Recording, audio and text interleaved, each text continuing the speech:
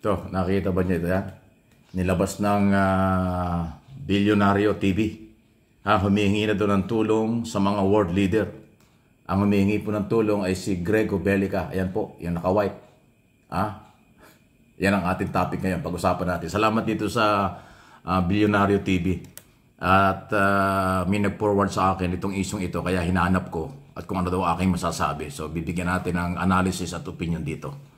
Si Grego Bellica ay dati pong opisyalis yan ng Duterte administration. In other words, siya po ay anong tawag dito? Siya po ay DDS, Duterte Kibuloy supporters yan eh. Ayan, no? Ewan ko itong batang ito. Kilala ko pa naman ang daddy nito eh, di ba? Anyway, ang kanyang hinihiling sa apat na malalaking mga bansa, apat na mga ma-influensyang bansa na mag-intervene daw or makialam para daw tulungan na si dating Pangulong Duterte ay makabalik ng bansa.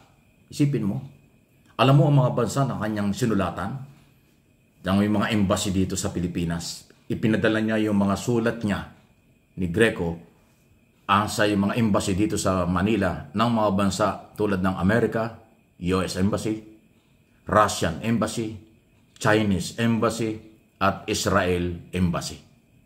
Kaya ako, mukhang di ata, baka kulang sa review. Greco, paki-research mong mabuti yung ginagawa mo. Advice ko lang, kilala mo naman ako at noong araw tinuturing mo rin akong kaibigan. Ewan ko lang, dahil ikaw ay Kibuloy Duterte, baka hindi mo na ako kaibigan ngayon. Pero okay lang. Yung tatay mo, kaibigan ko pa rin. Dating konselang Maynila. Hindi mo yata alam na itong mga bansang nilalapitan mo, mga hindi naman member ng ICC. Paano ka matutulungan ito? Ang Amerika, hindi member ng ICC, kung di ako nagkakamali. Ang Russia, lalo na.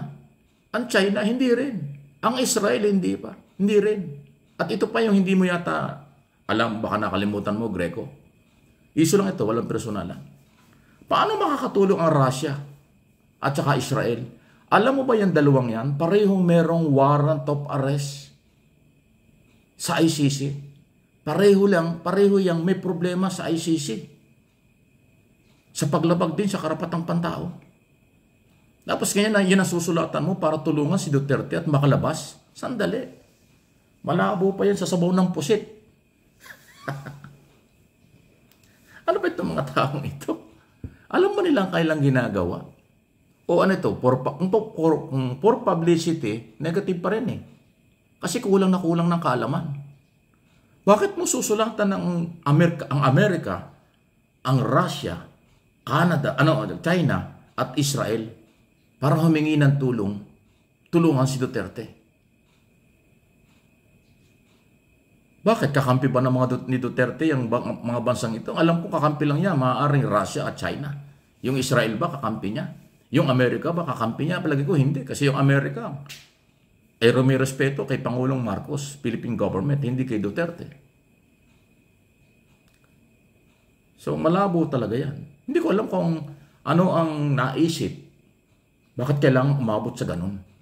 Okay lang naman yan kung doon sa mga bansang member ng ICC o mga bansang walang problema sa ICC.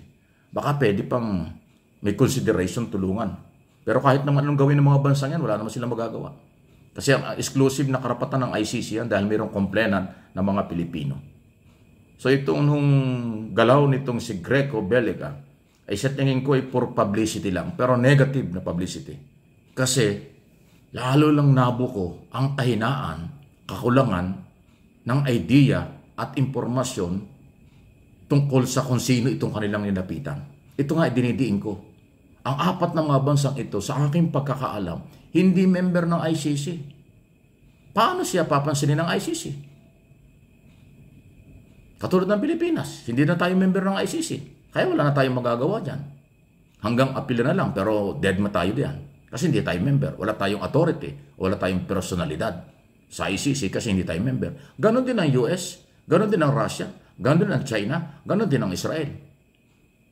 At ulitin ko, lalo na yung Russia at Israel. Paano makikialam yan? Sila mismo may problema sa ICC. Para yung may warrant of arrest si Putin at saka yung Prime Minister ng Israel sa issue rin ng Di umano'y karapatang pantao, human rights violation din. Di ba? Hindi yata nalaman ni Greco. Sayang naman.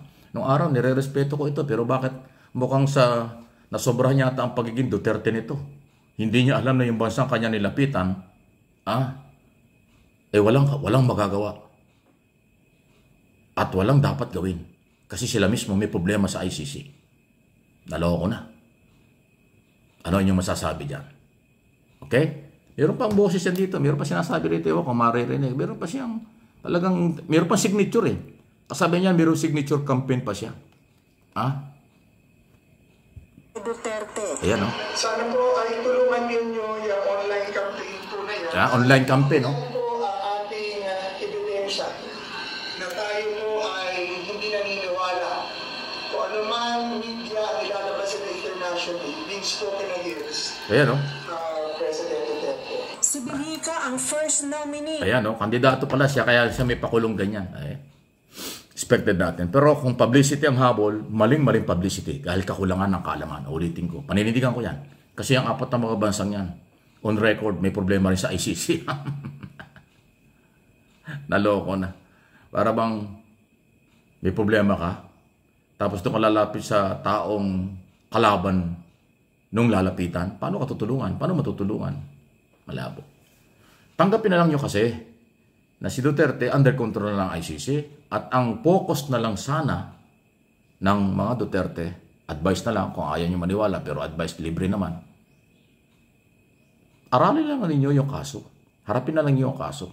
Mayroon namang matinding trial eh. Doon kayo magpakagaling. Ebidensya, laban sa ebidensya, testigo, laban sa testigo. Yun lang. Wala na magagawa ang ibang bansa dyan. Wala na rin magagawa ang Philippine government. Inako na ng ICC na silang mayroong control at sila na ang bahala dyan. Kaya nga nag-open na nga ulit ang ICC na welcome sa kanila para sa mga additional complaint, reklamo, testigo against Duterte. Kasi nalaman ng ICC na malawak ang paglabag sa karapatang pantao. Kaya ini-open nila ang additional information dahil hindi biro na pangkaraniwang kaso, hindi pangkaraniwang kaso ang hinaharap ni Duterte. Kaya kahit anong bansa ang lapitan ng mga DDS para tulungan ang ICC, para tulungan si Duterte sa ICC, walang mangyayari. Kasi nga, yung mga bansa nilapitan, baka magkamali ulit kayo, hindi membro o kaaway pa. Naloko na, lalong madidiin yan. Ano po inyong masasabi? At tapos mayroon pang signature campaign. Para saan yung signature campaign? Matagal ko nang inuulit-ulit. Kahit sa local court, lalo na sa international court, ang mga signature campaign, rally, protesta, demonstration, kung ano pang tawag dyan, kahit maglupasay kayo sa kalye, walang pakialam ang korte dyan. Kasi ang kaso, pag nasa korte, ang pinag-uusapan dyan, may ebidensya ba? May testigo ba? Anong pagpapatunay mo bilang complainant? Ikaw namang akusado, anong depensa mo rito? Idepensa mo ito. Ano bang masasabi mo dyan? Ano ito? Ebidensya, laban sa ebidensya ang labanan. Sa loob ng korte. Kahit mag-rally kayo 24 hours, walang mangyayari. Kahit na pumirma pa ang ilang milyong Pilipino, kung ilan man kayo, wala rin. Dead ma rin yan. Kasi ang rule of law, ang batas, law is law. No one is above the law. Hindi ba? Please like and share ng ating pong video.